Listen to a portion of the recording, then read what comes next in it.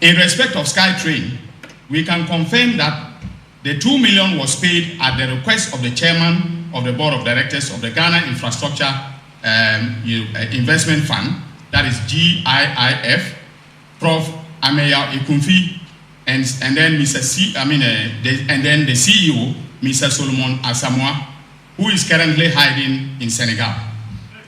We tracked him first and noticed that he was in South Africa. So he left Ghana somewhere around February 2nd, the 2nd of February, to South Africa. So we were monitoring him in South Africa. And then he left South Africa and is now in Senegal. When we contacted him, he told us that he will not come to Ghana until I think he didn't say April, 3 months from now. Okay, so he's giving us 3 months to come to Ghana, very much like Ken Oforiatta, right? It reminds me of Ken Oforiatta. So he says he will come to Ghana in 3 months. So we are patiently waiting for him. If he wants to be tried in absentia, that is his choice to make. But we have the prosecutorial authority to prosecute him in absentia. And of course, the person who acted with him to transfer that money, the Prof. Ameya Ekunfi, is in the country. So if there is going to be delay, we'll start the prosecution with him being a suspect who is being tried in absentia. So on the SkyTrain, we noticed that there was no board approval for the transaction and the conditions precedent to disbursement had not been met. The other board members and our review of the minutes of the board of directors have confirmed this fact. So we requested for all the minutes, of the board of directors within the period that this transaction occurred. And our perusal of the minutes show quite clearly that there was no board approval. Also, the interrogation has revealed, that the other board members said that they did not have knowledge of this transaction. In fact, there was one of the minutes where one of the members questioned why the GIF was in a hurry to make payment for this transaction. And no, answer of any significance was given to him by the two persons who, schemed and transferred $2 million of taxpayers' money to a Mauritius company. In fact, we tracked the company to Mauritius, and a lawyer in Mauritius has confirmed to us that it is non-existent. But that's also, a developing story. Now, the money, you see, if you are buying shares in a company, okay, you are buying shares in a company, that's your equity contribution to that company. The money is supposed to be paid into the share account, the shares account of that company. But the money was given to Africa Investment Holdings, okay?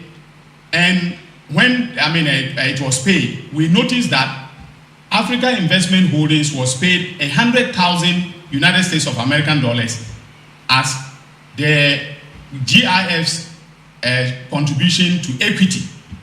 And then listen to this, 1.9 million was paid to Africa Investment Holdings as share premium. Now, when you are paying for share premium, for those of you who are accountants and lawyers, well-versed in corporate law, share premium is not paid for nothing. It is paid for the performance of the company or the growth of the company and so on and so forth. So the company must have a certain track record, okay? But maybe they know something that I do not know. And in the course of investigation, we may know why. Maybe there is some other principle for paying a share premium, to a company, an SPV that you just incorporated, all right? And I believe that the accountants will confirm that with share premium, it's easy for the directors to take the money than when it is the share, when the money is in the actual share account. So it can tell you that this was done with some criminal enterprise, in mind. But again, I'm not prejudging anything. If we come across evidence, okay, that shows that they are innocent, I will not go to court. I told this country that I will not take anybody to court unless I am convinced that there is evidence to prove the guilt of the person beyond reasonable doubt. And as I've laid out, you can tell from what we have done. And I must thank the Economic and Organized Crime Office, the director, and especially the Deputy Director in charge of operations, Raymond Archer. He led the operations. And on a weekly basis, we met, got briefings, himself, myself, and my deputy, and the team. We got briefings. We didn't talk about it. So I want to let you people know that when I'm investigating something, I will not give media interviews. Okay? Because when you grant media interviews on investigations that are unfolding, all right, unless you have grasped the evidence like I now have on SkyTrain and SkyTrain and then the National Service Scheme.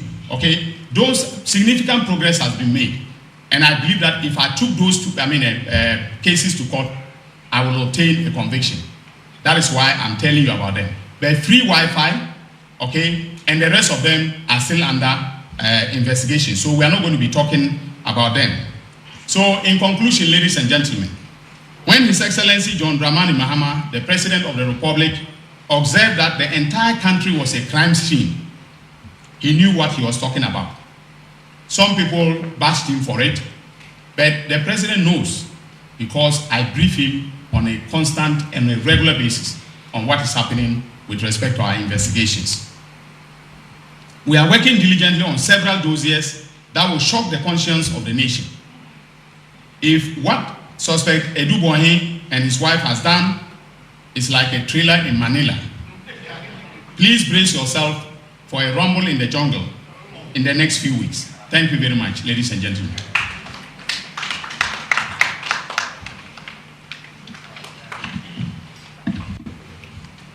So the Attorney General will now field questions from journalists present and media representatives. In order that we have an orderly framework within which to work with. If you have a new question, please put up your hand. I'll call you, and then you step up to ask.